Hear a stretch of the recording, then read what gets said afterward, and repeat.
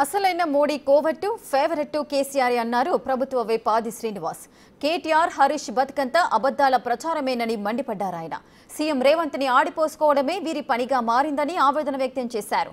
తెలంగాణను బదనాం చేసి సీఎం కుర్చీ దక్కించుకోవడమే వీరి పరమావధిగా మారిందని అన్నారు.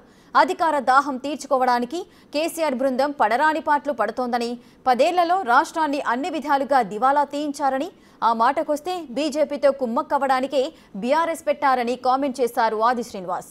నిన్నటి ఎమ్మెల్సీ ఎన్నికల్లో ఎవరికి సహకరించుకున్నారో అందరికీ తెలిసిందేనని, కేటీఆర్ని సీఎం చేయడానికి మోడీ సాయం కోరింది ఈ కేసీఆర్ కాదా అని నిలదీశారు ఆది.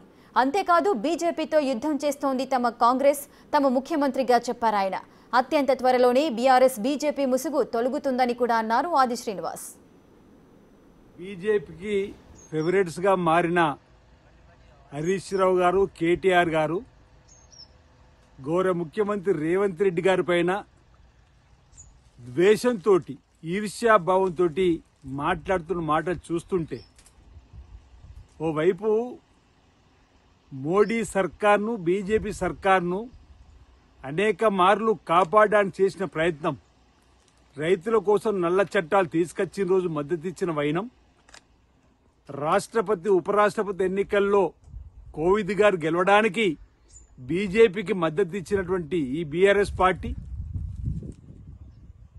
బీజేపీని దేశంలో గెలిపించడానికి కోసం బీఆర్ఎస్ గా మీ పార్టీ మారిన వైనం,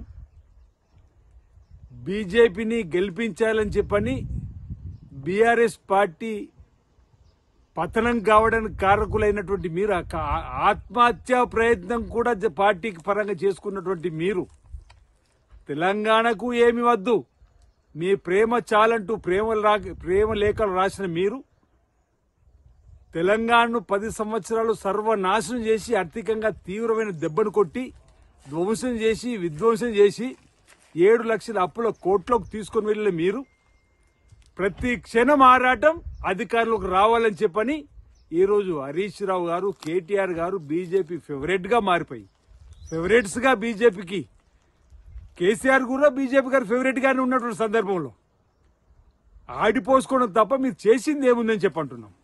ఈరోజు కుమ్ముక్కైంది బీజేపీతో. మీరు మొన్నటికి మొన్న ఎమ్మెల్సీ ఎన్నికల్లో బీజేపీ అభ్యర్థి కోసం తహతాలాడింది మీరు. ఈరోజు మీరా మా ముఖ్యమంత్రి గురించి మాట్లాడేది, మీరా మా ఇంద్రమ్మ రాజ్యం గురించి మాట్లాడేది, మీరా కాంగ్రెస్ పార్టీ గురించి మాట్లాడేది.